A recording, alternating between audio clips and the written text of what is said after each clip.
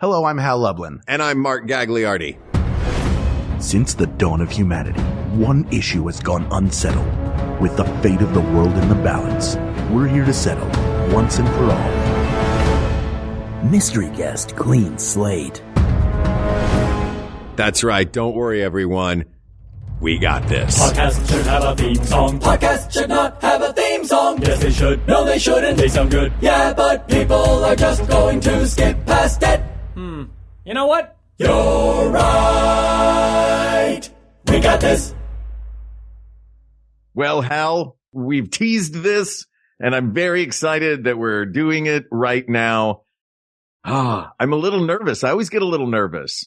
I'm incredibly nervous. My nervousness, first of all, thank you to all the people in the world who made this happen. This happened because of your activity during Max Fun Drive, so thank you for that. Number one is that I won't ever be able to guess who it is. Right. Which happened last time. I wouldn't know, we figured it out sort of towards the end, but it took a lot of... Did we ever almost get there? Yeah. It took a lot of hinting. It took a lot of hinting, and it took a lot of us going like, like that television show, which is a job you have, right? Just like, like trying to gotcha lawyering. The other fear I have is what if it was someone that for some reason I didn't, like, is very well known, but I somehow didn't know them, like in the moment, I just like blanked. I have a lot of anxiety around that. And I do too. Figure it out. I figured that any hole that you've got, I can fill, and any hole that I've got, you can fill. And I mean that simply in knowledge. Like if one of the Philadelphia Eagles is our mystery guest today, I'll pass out. Yeah. Well, should we say hello to our mystery guest? The screen we're looking at, we normally would see a face. We just see the words mystery guest. So mystery guest, thank you. Thank you for being here. It is a delight to have you, whoever you are. Well, it's great to be here, you guys. No clue. Already no clue. I had like 5 thoughts and I knew they were wrong. Oh, yeah. That short phrase, mystery guest, you're already doing a fantastic job concealing your identity from us. I'm pretty sure I think I know who it is. It's Jeff Bridges. Yes, it is. You got it. Oh, we got him. Nailed it in one. All right. Show yourself, Jeff Bridges. Yeah. Well, I thought it might be that easy. It was worth a shot. Worth a shot. Well, thank you for being here, mystery guest. This is indeed a delight. Is there anything I would like? Normally I would want to talk to you about you in this moment, and we'll learn a little about you, but I don't suppose this is the episode where we're going to be allowed to do that. So I'll just say, is there anything you would like to say before we dive into our clean slate episode? Well, I sure am happy to be here with you gentlemen. And, it's a big honor. Well, thank you. Thank you. I'm guessing you listened to us in your 18-wheeler. Is that true? Sure is. I got couple more than 18 wheels on my thing. We can call it an 18-wheeler. I hope that 18-wheeler has produce in it, because I do have our first topic. It is from Carla Toll, who asks, asparagus, skinny spears or thick spears? Mark, do you remember years ago, you and your girlfriend at the time had Jennifer and myself over for dinner? Do you remember what you cooked, what you served at that dinner? I'm assuming it was an asparagus as a side.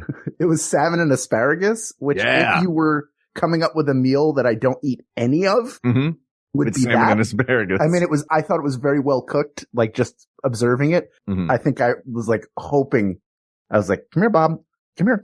Wow. Let's try to defeat it. Cause I can't, I want it to appear like I like it, but I can't remember if they were skinny or thick spears, which they were. First of all, based on you saying Bob as the dog that would have been in the house at the time, it tells me that this was almost 20 years you've been holding on to this. I don't like salmon and asparagus. And only now, with a mystery guest in our presence, Hal, did you finally let me know? I think they were like medium sized. For me, an asparagus is all about the tips. You know what I mean? It's all about the crispy, crunchy, grilled bits that you can get on the tips of the asparagus. But I also like an asparagus that's got a little, almost al dente. You know what I mean? Like a pasta al dente. So it's bright. The second it turns bright green, take it off. And then you've got that crispness, that freshness to it. Mystery guest, are you an asparagus fan? I do like asparagus. I gotta say I'm partial to the skinny ones. For a similar reason. The tips get all charred in a nice way, and I guess I would say I like the stems of the thick ones, but I like the tips of the skinny ones. But the tips are the better part. Would you agree that the tips are the better part of the asparagus? Absolutely, the tips carry the sauce. Yeah. So I think it's going to be skinny asparagus because you get more tip surface area that's carrying the sauce. Like a McDonald's French fry, I reckon. Maybe not that skinny. Yeah. But skinny. Yeah. About that skinny. Yeah. Yeah. You don't want it to look like the head shrinker in Beetlejuice. No. Where it's just all body and then you have nothing to scoop with, right? No, exactly. Yeah. Run. If you see that asparagus, you run. Yeah, it's just a matter of time before you get that sprinkled on your head and then you're a weird, thick-bodied asparagus with a small head. Exactly. Cautionary tale. That's the same parallel everybody draws for asparagus. So it is 100%. Skinny. Yeah, 100%. Skinny asparagus. Skinny asparagus, asked and answered. All right. Yeah. All right, moving on to our next question. This is great. From Andrea Callahan. What is the best finger to scroll on your phone with? I love this question. Mystery guest, go first. What's the scrolling finger, do you think? This is a trick question. You scroll with your thumbs. Oh. So are you a cradle with the pinky, scroll with the thumb person? I have my pinky gingerly underneath the phone, holding the majority of the weight of the phone. Three fingers on the left, and scrolling with that thumb. 3 fingers on the left. So you scroll right-handed. I scroll right-handed. Yeah. Okay. Oh, that could be. I think I'm ambidextrous. I'm an ambidextrous scroller. Yeah. That could be. Oh, that's a clue. It's a right-handed scroller. I think the thumb might be it, although, because what I think of immediately if I think of 2 hands is I think of someone of Mark of our parents' age who would hold it. I'm demonstrating, hold it one hand and then have the glasses up. Yeah. Because they can't see that close. And then they're using the pointer finger to aggressively push the screen up, which you don't need to do. It doesn't require that is that boomer much force. phone finger. Yeah. I think so you should use a thumb. You should be able to hold it. There are pop sockets. There are ways to hold even bigger phones in one hand. Mm-hmm. Yeah. And you use your phone. The only time I think your phone. Yeah. Use your phone to scroll. Use your phone to scroll. Yeah. Use your other phone. Use your work phone to scroll your private phone. Yes. If you are going to use a finger, I think it is that pointer finger. I think it would be kind of weird to do it with any other finger. Yeah. Yeah. If you saw someone who was a ring finger screen scroller, they're trying too hard to be different. It's unnatural. That's like, that person probably also wears a cape sometimes. Exactly. Yeah. They're all affectations. But to baseball games. Yeah. Oh, no. This is the finger I always use. I call BS. There are people who do a lot of middle finger activity too, but never up. It's always down. Like they're counting things with the middle finger. They're scrolling with the middle finger. And I don't like that. It feels like they're trying to get away with something. To me, that always makes me think they just got a booger on that first finger and they're trying not to type it on their phone. Yeah, if they're using their second finger, there's a reason they're not using their first Something unsavory is on that first finger, otherwise they'd be using that. Oh, hey, middle finger scrollers, wash your hands before you touch the phone. Holy moly. Sakes. I do like the pointer finger for one specific thing, and that is anytime I need drawing precision. Like if I have to sign something, I'm all index finger with the signature. Absolutely. Thumb signature I don't know how that would look. But scrolling is a thumb. Scrolling, the question is, what's the best finger to scroll on your phone with? And yeah, I think it's, pinky cradling, 3 fingers on the side, thumb scrolling, right?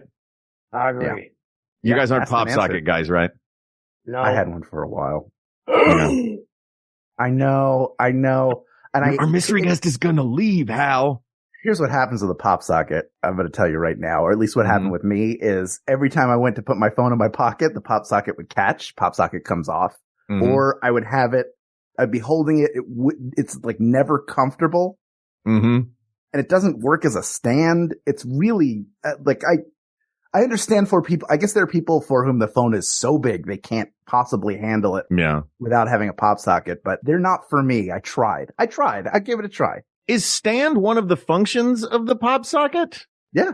I think it's supposed to be. Is it? Yeah, supposed to. If you want to watch a movie like from above, like it's way low, isn't it? Wouldn't that make this? I guess if you tilt it sideways. You're watching movies from above? What are you doing? No, I'm thinking of it like this. If the pop socket's on the thing, but then it would be leaning way far. But if it's in the landscape mode of watching something, I guess, it would be close enough to the bottom of the phone and there's not. Okay.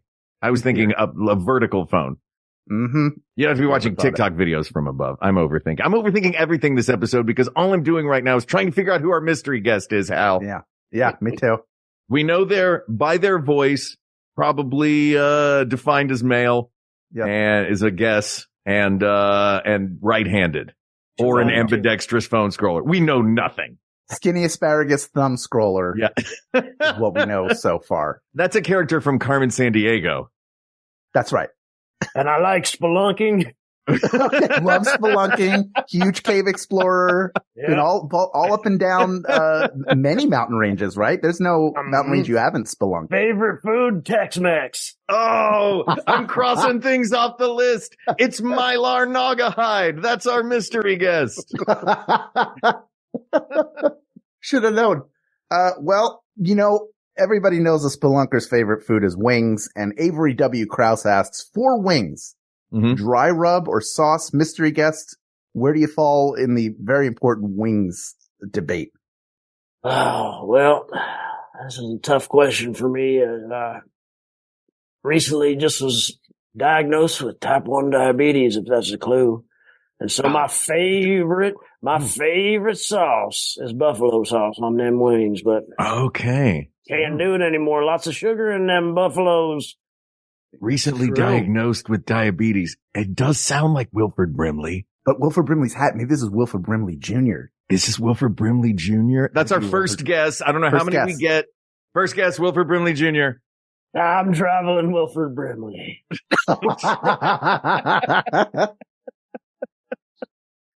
Did you have so transfixed by your story that, Mr. Guest, you said sauce? Did you say sauce over a rub? You like a sauce? I like a sauce over a rub, but I'm probably going to be forced to be a rub guy nowadays. Yeah. That's true, because the sauce is too much. Because there's sugar in the sauce. Too much sugar in that sauce.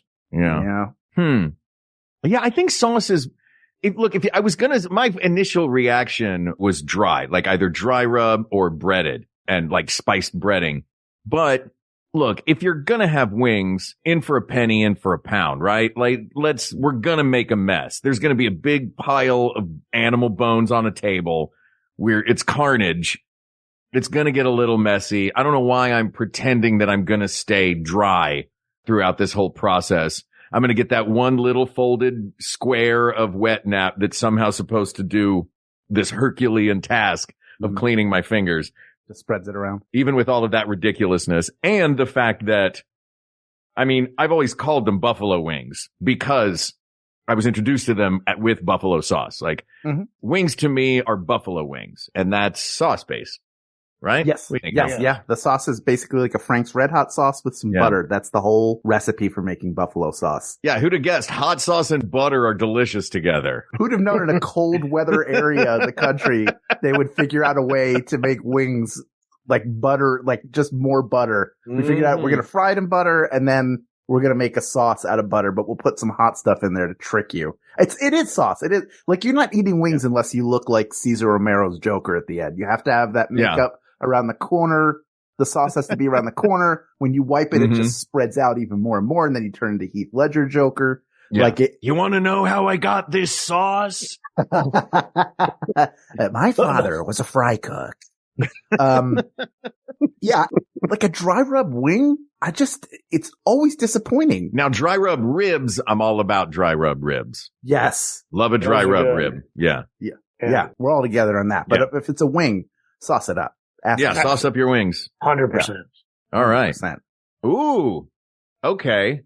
Hama Lord asks, I'm not going to lie, I don't know one of these. No. But I know one of them quite well. Poutine or curry fries? Oh, this is... Do you know curry fries, mystery guest? I know curry. I know fries. Ken, can I get a little clarification on what curry fries are? I have had fries with curry ketchup. I think it's probably something like that, or like a curry sauce, like some kind of curry or curry powder on them. Okay. They make crab fries at this place called Chicky and Pete's in Philadelphia, this chain area. And it's not crab at all. They're not made of crab meat. They just have Old Bay on them. Yeah. Like Mystery guest, you grew up going to Chicky and Pete's, right? Right. I cannot reveal. Oh, but we're talking about wet fries either way, right? These I guess it's a wet fry. So. Yeah. Okay. I have such a sweet spot for poutine, but this show we try to objectively answer subjective questions, and I think my poutine love is subjective because of the time I've spent in Montreal, specifically seeking out poutine, finding it, having great experiences eating it, doing way too much of it. Yeah, I would say poutine. I would say I love curry, but not with fries. I like other things in my curry. Yeah. What do you like in your curry? Yeah. Tim? Sure. Don't we all? Oh. Steph. Tim Curry. Yeah, babyface assassin. That's a pretty good thing to have in curry. Look, gravy plus fries is a good idea. Cheese curds. Plus cheese curds. Like, there's an American version of this that you can get. I think it might be like a Northeast thing, which is called disco fries. And disco fries is fries with gravy on it and then cheese. So not the cheese curds, but it's their attempt to make poutine. Like, hey, figured out poutine. But it's not.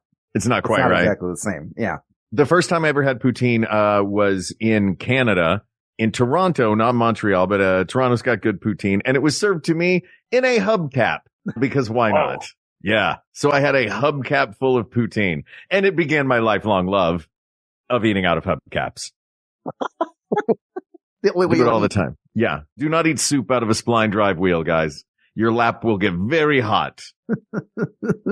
All right. Look, are you a poutine fan, mystery guest? Have you had a lot of poutine? Do you add other things to your poutine? I do like poutine. I would say though, if I was going to have wet fries, I have to go chili cheese. Yeah. Chili cheese is, yeah. That's really good. But if it's the choice between poutine and curry, poutine. Yeah. Poutine. Poutine asked and answered. Boom. A potential Southwesterner, Hal. Yeah. A potential Tex-Mex or Southwesterner.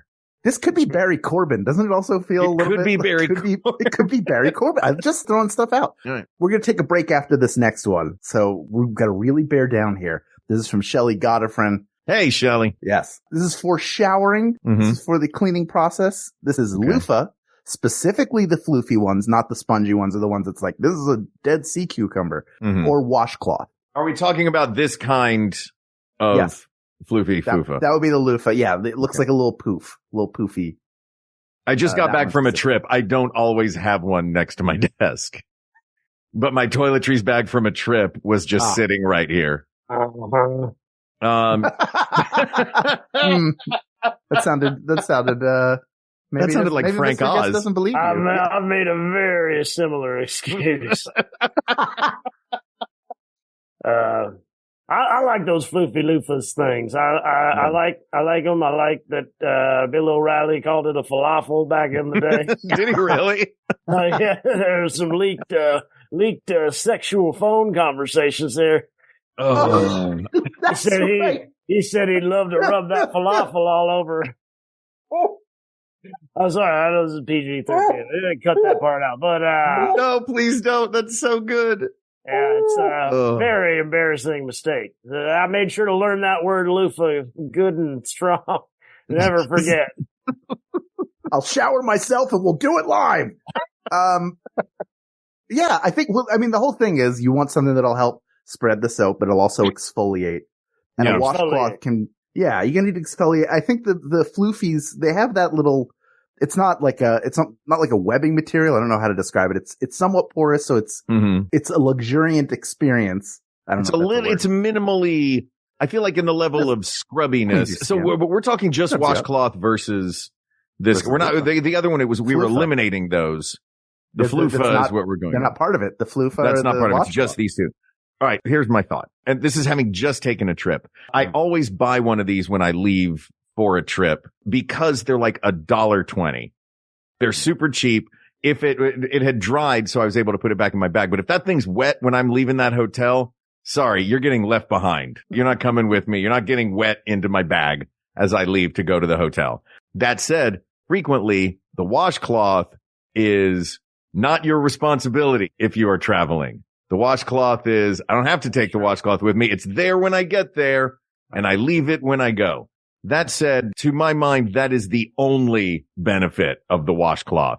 I will also say that a washcloth you can easily put in your laundry and feel pretty confident that it's not holding on to any residual bacteria that may have come off your very own body.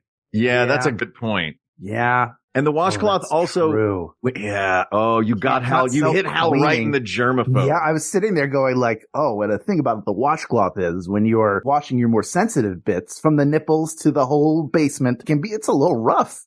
It can be a little rough. Yeah. It's not a pleasant experience. But the loofah is more pleasant. However, it is keeping all your secrets. It's just waiting to tell the next person who comes near the lip, like, I've been places. I want you to know what I've seen. Like, that's the washcloth. You just wipe the memory. That's Men in Black over and over again. Yeah. Done. Yeah. This is tough. The washcloth also, I'll give another benefit I just thought of to the washcloth. If you're a person who uses a bar of soap and a washcloth, you can wrap the washcloth around the bar of soap. Yes, you can. And suddenly you have turned a bar of soap into an exfoliating bar of soap. Yeah. Oh, man. Ooh, gosh, I haven't done that in years. I forgot about that. It's a good move. I got to reintroduce that into my routine. Sure you ought to. What is your routine, Mr. Yeah, Guest? tell us what your routine is. That routine involves a lot. It's what I call the poutine routine. And, so southwest part of Canada. Exactly. And basically what I do is I take that poutine and I put it in one of those falafels and I just go to town. But poutine specifically, not disco fries. We're talking soap curds here. We're talking soap curds, animal style. I think Bill O'Reilly missed out. He put his name on everything else. He didn't make a bunch of loofahs, and then he could have done the jingle and had, O'Reilly, clean your parts. Is that a regional thing? Is that everywhere? O'Reilly Auto Parts? Do you know that jingle, Mr. Guest? I certainly do. I do. Yeah. Okay. Is that an LA specific shop? Ooh. I don't know where I heard it, but I feel like I've heard it a lot. I feel like O'Reilly Auto Parts, Sports Talk Radio a lot. Yeah, you always hear it on terrestrial radio. Yeah. And I listen to a lot of Philly sports radio, which is why I was thinking like, is this going to be one of those things that's like Lee's Hoagie House that only I will know what it is? But what is it? But I'm glad that wait, what is going on? Is there an animal there? There's a dog behind me who just started barking. Okay. Sparks? Sparks? This is Sparks. Yeah. I know who that's named after. You did, and you know what? You are right. I am dog sitting for my friends who named their dog Sparks. That's right. I've met Sparks before. You have. Many times. Sparks is a very good dog. Tom Hackey came and did an episode of the show, and Sparks was also here for that. Wait, is this your dog? No. Wait, it might be Arnold Schwarzenegger. Did you hear that?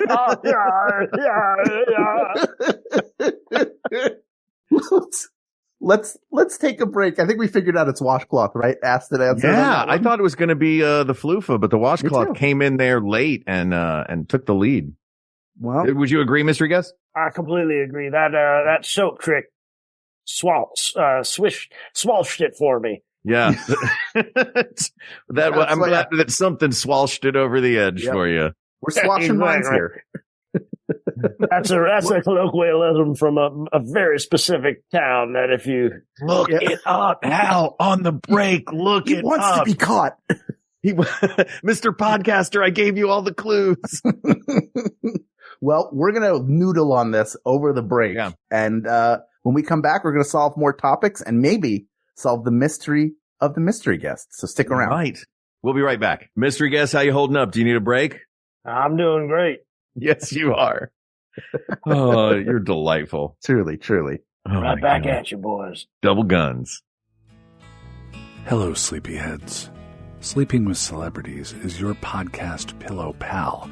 We talk to remarkable people about unremarkable topics, all to help you slow down your brain and drift off to sleep. For instance, we have the remarkable Neil Gaiman.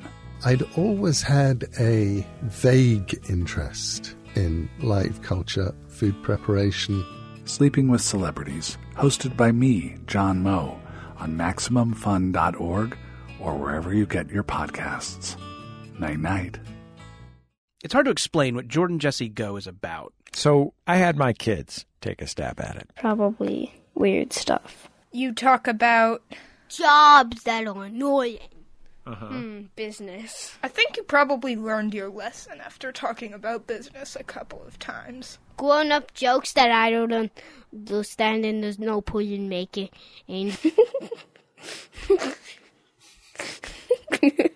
All the podcasts on the way. Subscribe to Jordan Jesse Go, a comedy show for grown-ups. All right, let's jump back in. I'm completely naked. Wait, what? Should have known. When should we guess? Should we wager a guess at some point? Should we wait till the end to guess? Ken, what do you think we should do? How would you like us to approach this? I asked Ken a question earlier. He did not get back to me. I bet Ken is I just see the thing there. He's out skateboarding on the street. He's gotta be. Yeah. There's no way he's here right now. All right. That's fine. We'll guess in a little bit because I have a theory that I'm working on. What was that? Move along, boys. Oh, we haven't gotten another topic. You were saying, when should we guess, Ken? Should we guess if we think we know? Should we wager a guess? Oh, I mean, do you have a guess? If what's happening is what I think is happening, part of me doesn't want to guess, so we can go to the end, and part of me does want to guess, because if it's who I think it is, I want to see their face. What do you think, Let's wait Mark? a little while longer. Let's do a couple more topics. I want to be sure. I want to be sure. Okay. You know what? I think I have the same hunch that you have. Okay. And I too want to be sure. And also, I'm just also loving this. I'm going to guess disguise. This vocal disguise. I think it's real. Well.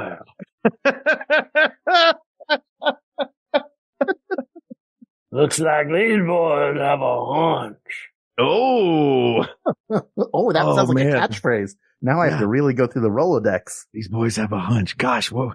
It is Jeff Bridges. I told you it was Jeff Bridges. He says everybody has hunches. That's his thing. Bridges. You're pretending to be Jeff. Dang it. All right. Bazinga. Bazinga. Is it Jim Parsons? It could be Jim Parsons. All right. I've got one from Kathleen Cashman. How long is it acceptable to leave clean laundry laying around before folding / putting away? What's okay? Or what? How long is acceptable? I feel like Kathleen, hang on. Kathleen, are you asking for permission for some egregiously long amount of time that the laundry sits out? That's what I want to know. But you're not here to answer this unless the mystery guest, are you Kathleen Cashman? Yeah. I could very well be. Just trying to ask this question everywhere I go. Still won't get a straight answer. Well, when it comes to laundry, are you someone who likes to do it right away, or do you sort of let it sit for a little while? What's your limit there? I let the dirty laundry build up, and then I do it all at once. And then sometimes the whole day is mostly just putting in loads and putting the clean into another bin. And then I have another day to do all my folding ups and my hanging downs and all of that stuff. So this is a 2-day process for you. Well, I've let it. If I'm particularly hung up, then I will. I'll let it go for a few days. But strike me down if I ever leave it for a week. Ooh, really? Okay, so not a week. That's too much. Did you almost just say not even a week? As in longer than that is possibly the okay answer? Because my answer was going to be max a day. If the laundry is done and it's not folded, I can't tell the clean laundry from the dirty laundry. That's so I true. just wind up washing everything again. You're in danger of mixing the cleans and the dirties. And then you have to smell test the underpants. Exactly. The streams. Yeah. Yeah. You don't want to cross the streams and have to smell test the underpants. No, yeah. Then you gotta smell the underpants, cross smell it with the flufa and see if the smells match up. And if it's told the same secrets. Does it smell like the floofa or does it smell like the washcloth? One of them's clean. One of them carries your secrets. Listen, I'm going to swab test both of these and we'll send them to a lab. That way we'll have a baseline. Look, I don't keep the dirty and clean clothes that close together. That's smart. Like, I mean, I'm trying to think of how far I want to go. All right. Sometimes the dirty clothes wind up in a specific area of the bathroom floor because there's no hamper. Mm-hmm.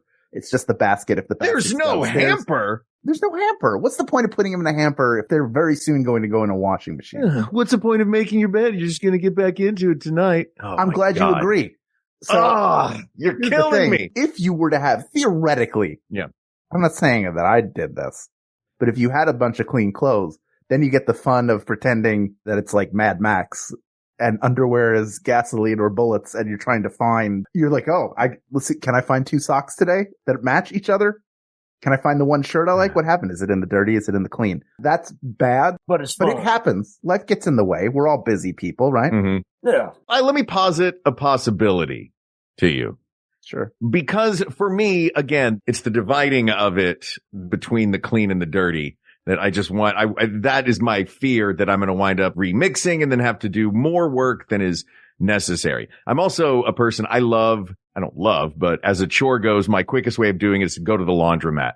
I also let it pile up huge. Then I just put it in big bags, take it to the laundromat. And instead of cycling loads all day, I just do like 7 at once. Right. I'm there for a few hours, but I think this is 2 questions. How long is it acceptable to leave clean laundry laying around before folding / putting away? Now, I'm going to posit a thought and tell me what you guys think. Before putting it away, everyone is different. Take your time. If you have a special place you want to put it, fine. Just set it aside. If there's a little bench in here that becomes like this is just the temporary clean laundry catch-all. But folding it before it cools off. Wow. Yeah. Whoa. Like fast. Fold it fast so it doesn't get confused for the other stuff. So you're going to do the washcloth versus floofy underpants smell test. I think it's 2 different questions. I think folding comes way first. Putting away, do it whenever you want. What do you guys think?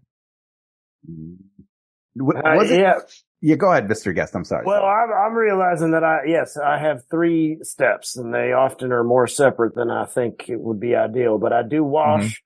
Then maybe when I get around to it, I fold. That's my favorite part because I can watch my picture shows while I fold. Sure. And then I, sometimes the folded clothes just stay right there on that table for a day. And then I finally go, all right, I'll put this stuff away. But I think the quicker, the shorter time between all 3 of those, the better. Otherwise, by the time you finish the last one, you got a whole another set of laundry. And one of the best feelings in the world is have all that clean laundry put away. Oh, ain't that nice? And have no dirty laundry except the clothes you're wearing on your body. Oh, yeah. I do like that. Though the question is also, how long is it acceptable? Does that mean it's not what's the best amount of time? It's how long is acceptable? Like, what would be the length of time before an eyebrow gets raised? If you smell mildew, you've gone too long. If your clothes look like the planet Earth in the latest Planet of the Apes movie, it's bad. It can't be overgrown. Yeah. Like, clearly there were clothes here at some point, but now it's a tree. Exactly. Not even Last of Us point. You don't even want to get into Last of Us, which is probably midway between us and apes. Yeah, that's the evolution. That's the new evolutionary chart, actually. It's just those 3 things. People, Last of Us, and apes. Those are the eras. That's it. It looks like that thing, but it's just movie posters coming out of the ocean. The second one is 28 days later, 28 weeks later, The Last of Us, Life just After 28 People. days with Sandra Bullock. Yeah. Oh. And then it's just a string of Sandra Bullock movies are the most evolved thing possible. Yeah. Speed, Miss Congeniality. Blindside. The Blindside, yeah. Well, not that one. Not that one. Well, not that one. The one where Ryan Reynolds is her assistant and she has to pretend. Yeah, the accountant. That's right. The accountant. I have no time for anything except 600 sit-ups a day, apparently. I'm so harried. I can barely sleep, but I'm ripped within an inch of my life. And this is not a dig at Ryan Reynolds. I just think that sometimes certain body types don't make sense for certain parts. That's a good Fair point. Enough. Fair enough. I think I would say as a grace period, the best thing you can do, and clothes will also get wrinkly. Like if you don't fold them, put them away, they'll get wrinkly. And then when you put them on, by the time they cool off, I would say a day max. Like a day. If you do it and do it and fold it and then you don't put it away right away, then maybe the next day you come and do it. Like that's acceptable. So but 1 day for folding, 2 days for putting away? Yeah. What do you think, Mr. Guest? I agree with that. I would agree with that. I also want to be clear, I was not body shaming Ryan Reynolds. I think he's a lovely Sure. Are you guys friends? Do you know Ryan Reynolds? I don't know Ryan Reynolds, but I just was surprised by all them abs in that accountant movie. Yeah, it's true. It is a shock. It's always a shock. Yeah, he pulls it off. And he also gets better looking as he ages. It's annoying. I don't understand it. Yeah, it's really bad. All right, I got another one here. Okay. Wait, do we want to guess? Should I guess? How many more do we have? We can't have that much more. We're getting up against Let's guess before our last one. So if we are right, then we will get one question. Okay. We can talk to. Okay. All right. Okay. All right, here we go. Does that work for you, mystery guest? That works for me. All right. Cool. And then if we're wrong, we'll just keep talking to for 4 more hours. But yeah, we'll keep going. EJ Salazar asks, apple or pear? A softer, easier to cut, thinner core fruit versus an apple. And there are very many varieties there as well.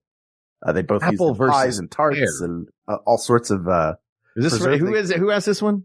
EJ Salazar, of course. Of course it was. Are you judging who asked it? Are you like, no, I was just curious. I was like, I thought, I didn't know if you said, if it was Eli or EJ.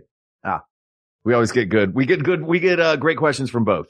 That's true. This is a good question, I will say. It's, I think, apple is more of a marathon type fruit.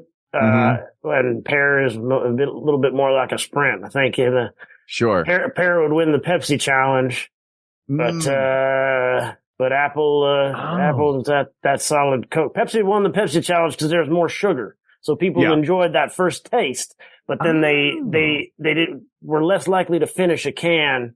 But that's why Pepsi figured out that first taste wins. So that's how they did that. Unfortunately for me, I can only have Coke Zero and, Listen, so we do know that you enjoy chili fries, but were recently diagnosed with type 1 diabetes. Yes, exactly. No fun. No fun, Mr. Brimley Jr. I'm so sorry. That's okay. That's okay. But I would say I got to stick with apple on this one. Yeah, I like a pear. There's the graininess to a pear. I think a pear I love that graininess in a pear. It's nice, right? It melts a little. It's like an apple that kind of melts a little. Mm-hmm. Yeah. Yeah, it's really there's nothing like a good pear, yeah. And like a pear can be dessert. You know what I mean? Just like a poached pear in a nice restaurant as your little after dinner. It's refreshing. It's delicious. I like it on a gorgonzola salad. Oh, yes. I do. Yeah. But I think those, like you said, I think it's a pear is a sprint and an apple is a marathon. A pear has a few dynamite presentations, but an apple has a million great presentations. That's true. You know, and there's a larger depth and variety of flavors in apples. Even two that was, obviously Golden Delicious is way different than Granny Smith, which is way different than a Honeycrisp, and they look very different. But there can be two apples that very closely resemble, like a Fuji apple and a Honeycrisp sort of look like one another, but it's a completely different taste between the two. What's your go-to apple, Mystery Guest? Yeah. Oh, I like those. I like a Envy. I like a Honeycrisp. I like a Fuji. Yeah. I don't know an Envy. Yeah, Cosmic Crisp. Found a couple of these new ones I found because my daughter, she loves apples and she loves pears. Mystery Guest has a daughter. It's a parent, this mystery guest. A parent. That's a joke. Yeah, I think for me, it's an apple with a multicolored outside, like a Fuji or what's the other one that you mentioned, Hal? Honeycrisp. Honeycrisp, like a Honeycrisp where it's like kind of yellow, kind of red, a little marbly on the outside. Like, oh man, now I'm getting hungry for apples. Yeah. All right. Good. Yeah, I think it's got to be apples. Asked and answered. Asked and answered. Yeah. All right. Emily Doyle asks, best classic gummy bear flavor / color. Clear. I was going to say clear. Yeah. Is it pineapple? What flavor is the clear one? That's part of the allure of the clear gummy bear. Sure. It's like the clear dum-dum with the question marks on the label. Exactly. Yeah. It is. They're all pineapple. Probably all pineapple. It's like Fruit Loops. It's all the same flavor. Exactly. But I do love a clear gummy bear. I like holding them up to the light. Sure. Even before you put them in your mouth and then after you put them in your mouth, it takes that opacity away. It does. They go from alabaster to stained glass. Exactly. They're beautiful. Absolutely. They are beautiful. Stunningly beautiful. It is funny to look at an unwet gummy bear and then lick a gummy bear and look it in the light again. And look, I fixed this gummy bear. I just cleaned a gummy bear. For those of you at home who have never licked a gummy bear and held it up to a light, you gotta try it. You gotta try it. Oh, yeah. It's the best. It's such a feeling of satisfaction of, I'm like that rock tumbler that you got from the science store. Exactly. But my mouth does it. I made something beautiful with nothing but my saliva. Yeah, the clear one is great. And the clear one's the best. It's very consistent, like across different brands. If it's like organic made with juices, or this was made by Hershey and it's just like actual just sugar in that we stamped into bear shape. Like there is a consistency, like the clear, you know what you're getting with a clear gummy bear. It's a home base for the rest of the bag. Yeah. Absolutely. You guys got a second favorite gummy bear out of curiosity? Favorite I'm a color? I'm a red gummy bear guy. I'm generally a red fruit candy because I like that cherry flavor. Yeah. I like a red or a green sometimes, but the green you don't know, like you don't know what it is. It could be apple, could be watermelon, could be a third thing. Yeah. Absolutely. Yeah. Ain't no blue gummy bears. Oh, no. I mean, there probably are in like a. Yeah. Oh, yeah, maybe somewhere else. Yeah. In the 90s, they were all blue. Blue raspberry. Who invented blue raspberry? They were like, we need a blue candy flavor. How about raspberry? Raspberries aren't blue. Blue raspberries are. Gotcha. You spell it with 2 Z's. Yeah. Oh, God. Yeah, and the font, all of the lines have to look like lightning bolts.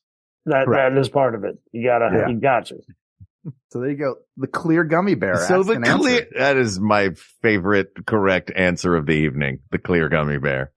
Fantastic. Should we make a guess, Hal? Yeah. And then on our last, it looks like we only have time for one.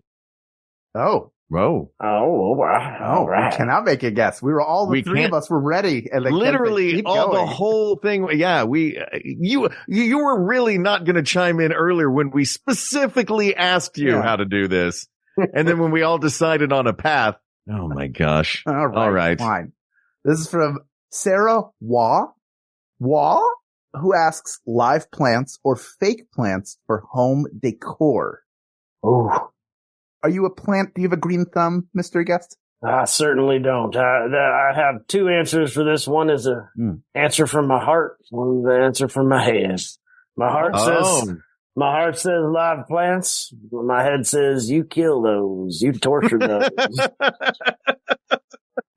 You let them. You walk right by as they go, Dad, please, just some water. I say You're one of them desert plants, and I still don't want to give you enough water that you need. Wait, you can't keep a succulent alive? It's very difficult for me. Yeah. Look, I have both at home. I've had fake plants forever, but I also have fake bricks. I have fake wood paneling. Like my apartment is the set of an apartment. But since Annie's moved in, we now have lots of plants because she very much has a green thumb. And I am thoroughly enjoying having the space filled with the life of real plants. I do love a real plant. Yes. Yeah. My partner is also better and has given me a sort of enough of a sense of self that maybe I can keep one of them things alive. Yeah. Well, good. Your partner sounds like a great person who has instilled you with the confidence to. She certainly is. She's the best. Yeah. Well, good.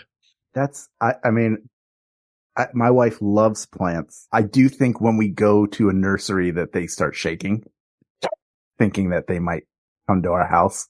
Cause, we have them out on the porch and then they get watered for a little while and then life gets in the way and then it's a bad scene out there. But she does have a collection of plants in her office, which is the wall behind me, is our shared wall that she has kept alive and it smells very nice in there. I mean, they're like, if you have something like a snake plant that I guess is easy to care for, it's really good for the air quality. Like there are health benefits. Yes. Live plants. Yeah. 100%. Yeah. Yeah. It's the work that it takes to keep them alive is definitely worth the benefit of the oxygen and the just having life around. You know what I mean? Yeah. Yes. Yeah. I think it's got to be real live plants, but no shade on fake plants unless it's a fake palm tree. Then shade. Oh, yeah. But good shade. Yeah. Not enough shade. Not enough. Yeah. Not enough shade. From those fake palm trees. For many palm trees, really. No. Yeah. Get bigger leaves. Hold on. I'm going to be sitting under this banana tree. Yeah. I mean, yeah. It's like one of those stupid soup hubcaps. Yeah. Ugh. All right. We have one more. This was all Ken wanted to do. It was just texting. One question to go. Make your guess. Like it sounded like you had a whole scheme. You could have just said, well, one more. May I guess? I think I have the same guess that Hal does. Okay. Oh, interesting. In thinking about this, when you're coming into a mystery guest episode, all you're thinking of is every possibility of who could it be? Is it someone I haven't met before? Is it someone I'm related to? Someone I know very well? But what I didn't think of was, what if the ultimate mystery is if it was the same guest again? Do we have the same mystery guest this time? Is it Jason Ritter? I'm so happy. Oh, this makes me Look at that beautiful guy.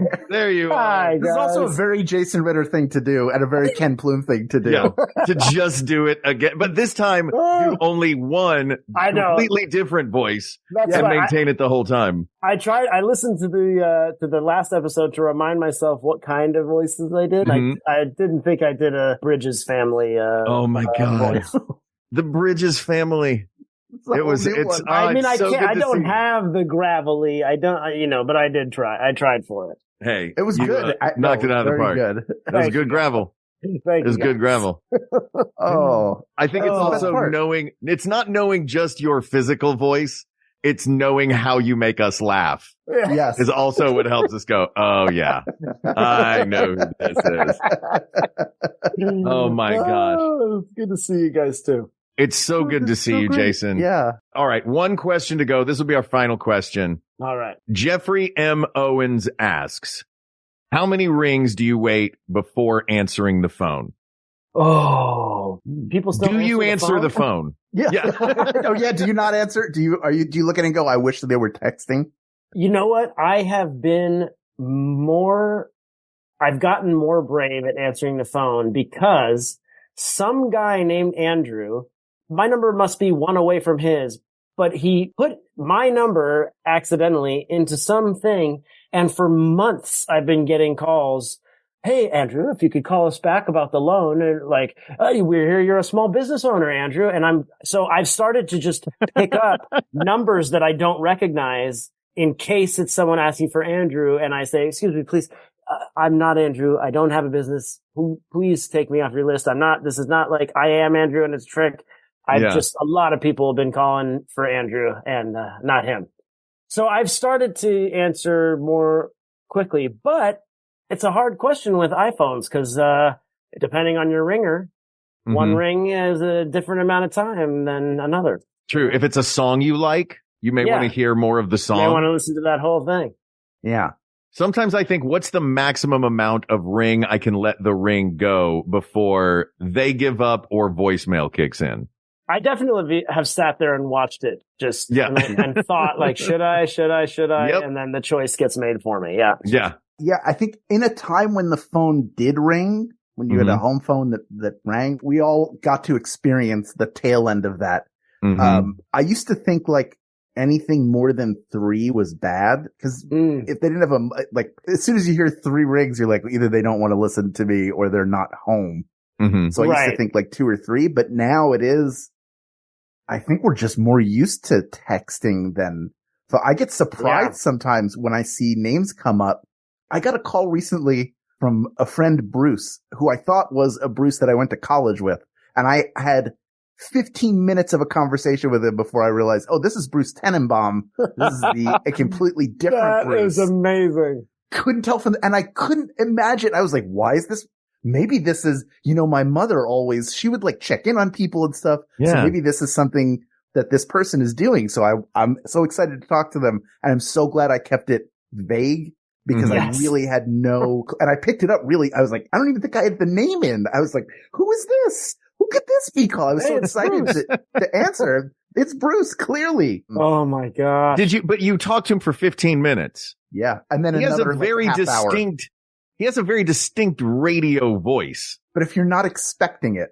But how many, does every Bruce you know have a voice that sounds like this? That's not what he sounds like. Well, I know, but that's an exaggeration for this. Not every Bruce sounds like that. Mark. Yeah, please. Wow, I'm sorry, guys. I didn't mean to sound like I had certain ideas about Bruces. Now, did either of you ever have a thing where you knew you were going to pick up the phone, but you let it ring because you thought it would feel too excited? Yeah, 100%. You purposefully delayed. Oh, yeah. Yeah. If you don't want to seem too eager. So you pick up the phone, you let it ring a couple of times, and then you go, hello. Yeah, exactly. Thank you for calling. Hang up. Immediately oh God, I waited too long. I'm sorry I did that. I was just trying to be cool. Let me ask you this. We all have significant others. Mm-hmm.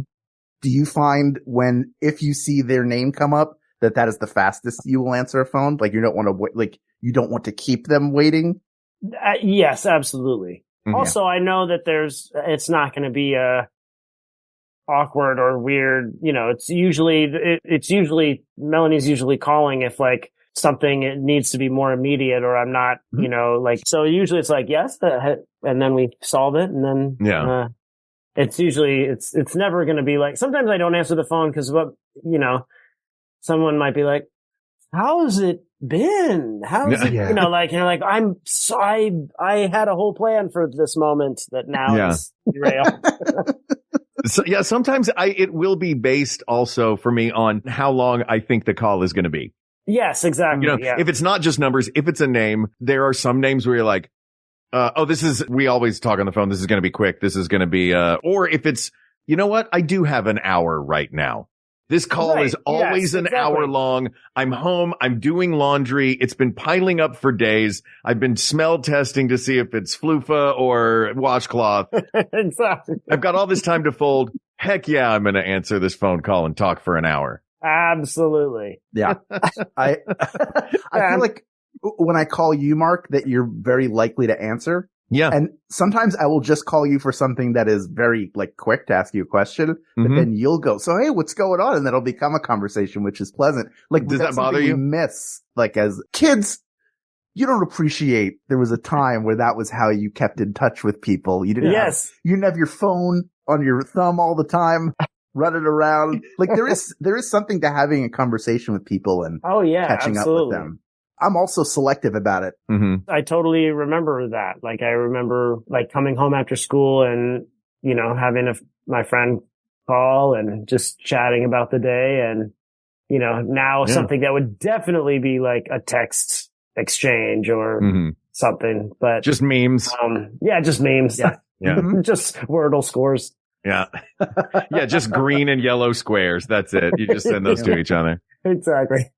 Look at the order of my connections. Gone are the days of walking. In my home, we had one doorway and one doorway for a hallway column sort of thing. The point being the hallway phone, you could keep walking around it and around it and around it. Like you were tying this pillar to a chair in a kid's movie in the 80s. Oh my gosh, that's amazing. Yeah.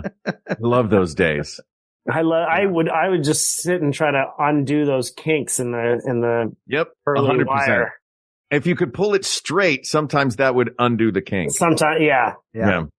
Yeah, I would sometimes unplug it and then spend time coiling it while you were on the phone. Yeah, like I'm gonna make a new. Yeah, if it's on speaker, you don't have to.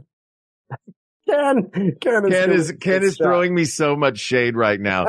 Says I've answered the phone one time for every year I've known you. Ken calls me annually. I love my phone calls with Ken. Yeah, there we go. Yeah, unbelievable. I talk to Ken on the phone all the time. It's delightful. Yeah. I highly recommend it for everyone. Yeah. Good. Yeah. Answer more phone calls and answer them. I think you answered a time that's okay for you. You don't have to be over eager about it. If you're going to leave them hanging because you're not sure if you should take the call for whatever reason, then I think it's okay to go to voicemail and call them back. Figure out, what's going on? If they're just calling to say hi, great. I'm going to call them back when I have time right now. Yeah. Oh yeah, absolutely. I'll call them right back. Yeah. Yeah. And sometimes it's a long game of phone tag, but you get there eventually. Yeah. I would throw this out there. Tell me what you guys think. The question is how many rings to wait before answering the phone. Oh, right. Yes. It varies from person to person, but I think the baseline for me is 1. If I'm playing a game, I'm already holding my phone and someone starts to call, I let it go at least 1 so that they don't hit send on their phone and immediately hear my voice. Because that is jarring. If that happens to me, I forget what I'm going to say. It also, it's also a different story with cell phones, which are mostly on our persons at all times. Yeah. The thing about answering a phone right away, and if it was a home line, is that it sounds like you ran across the way to your, whereas it's in your hand and you're just staring at it for 3 rings, then you're the weird guy, you know? Yeah. I think it's a feel thing. It's a feel thing. Yeah, you feel it out. Know, I think you know who asked this again. This is from Jeffrey Owens. Oh, Jeffrey M. Owens. Yeah. Jeffrey M. Owens. Jeffrey, I think you know the answer intrinsically, and it's when you think about it outside of that you're getting stuck. If you're trying to figure it out because you're like, I can never get it. I can never figure. It's almost like if you haven't ridden a bike for a while and then you think about it, it all of a sudden seems weird. But if you just get on the bike, the muscle memory is there. Like you intrinsically, once you've learned how to ride it, you intrinsically know how to ride it. It's easy to pick back up. So that's what I would say. Yeah. I agree. Cop out. But yeah. No, I agree. I agree. It's the truth. I would agree. But at least 1. Yeah. At least one. Yeah, at least 1 1 ring. Yeah. All right. Yeah. Asked and answered. Asked and answered. Mystery guest. This was so fun. It was so fun. I was very excited when Ken got in touch with me about it. I was like, ooh. Of course. And thank you, Ken, for being like, you know what? Jason was great last time. Let's just do this again. Yes. I mean, really, the gift is we get to talk to you, whether you're doing a funny voice or not. It's always such a pleasure. to see your smiling face. You look fantastic, by the way. Oh, thanks. Great. Part of what it. Do you have a filter on? Come on. Yeah. I did click that thing that said help me out or whatever. Yeah. Enhance my appearance. That's why I have this box here. Yeah, exactly. Gives me something to be coy about. Well, it couldn't do anything about your delightful smile, which you have given us for the last hour. Giant smiles as well. So thank you for coming on. So Is there anything we asked the mystery guest at the beginning? If there was anything that the mystery guest would like to say to the people of the world. Is there anything that you, Jason Ritter, or the mystery guest would like to say to the people of the world? Well, thanks for listening. No, I had so much fun. Thank you for listening. It's so good to see you guys. And, You're the best. Yeah. Thank you so much. If we're all in the same city, we should get lunch. We could actually do this face to face. Who's it here? I'm here. I'm back. We're here. We're all in LA. We did it. There we go. Get on a plane. All right. Well, these topics, thanks to our mystery guest, Jason Ritter, are closed, but there are many more topics to discuss. So please reach out to us via email at wegotThisPodcast@gmail.com, or you can find us on Instagram at We Got This Show and everywhere else that We Got This Podcast, including Facebook. When were you able to figure out who the mystery guest was? Go to facebook.com/group/We Got This Podcast to sound off on everything that you heard here, including how many rings you wait before you pick up the phone. And does your phone still ring? Or does it do the do-do-do-do-do-do, which I assume is what everybody's ringtone is. It's not mine. Thank you to producer Ken Plume for putting together another wonderful mystery guest episode. Great job, Ken, as always. Thank you to researcher Kate McManus, graphic designer Uri Kelman, and QA engineer Jen Alba. And thanks, of course, to our musicians, Jonathan Dinerstein and Mike Furman, for our score and theme song, respectively. And before I thank the people of the world, Jason Ritter, you got anything to plug for us? What's coming up? Where can people see you? In the fall, on CBS, Matlock will be on. Yeah! I'm so excited for that. It's so fun. I cannot wait for people to see it. It's really fun. And Kathy Bates is a wonderful Matlock and a wonderful person. And the scripts are just so funny and fun and good mysteries and good lawyering in a fun way. Yeah, it's great. I can't wait. This is going to be an absolute delight. Yeah. So excited to see it. So excited to see you. And to the people of the world, thank you for giving us this opportunity, not only by coming back week after week and joining us for our conversations, but to those of you who are members of the Maximum Fun family. You are the ones that made this episode possible. We reached a stretch goal. It was a stretch goal to have another mystery guest episode. Jason was so great last time that everybody wanted another one. So guess what? Not only did we give you another mystery guest episode, we gave you another Jason mystery guest episode. And it's because of you that we do this show. You have given us the opportunity to make each other laugh and have a good time for these many years now. We couldn't do it without you. We wouldn't do it without you. So to you, I say thank you, thank you, thank you. For Hal Lublin, I'm Mark Gagliardi. For Mark Gagliardi, I'm Hal Lublin. And don't worry, everybody. We got this. We got this. We got this. Maximum Fun, a worker-owned network of artist-owned shows supported directly by you.